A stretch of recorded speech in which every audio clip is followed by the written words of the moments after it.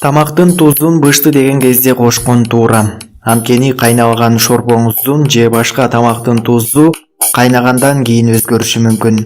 Ал эми эгер тузду өтө көп кошуп, тамакты иче албагандай кылып койсоңуз, бир аз нерсени өзгөрсө болот.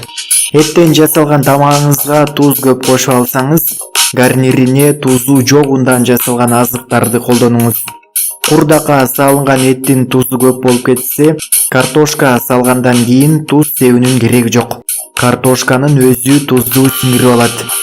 Балыктан жасап жаткан тамактын тузу өтүп кетсе, тузун кайра азайтуу кыйын болот.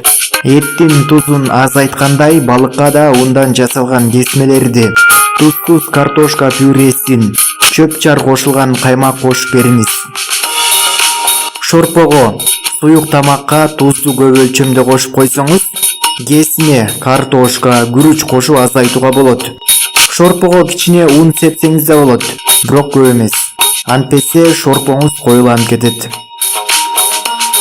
Шорпонун тузун байкоо үчүн бетиндеги майын сыйрып, астыңкы жагындагы шорпосунан алыңыз. Анткени майга туз сиңбегендиктен татымы анык билинбейт.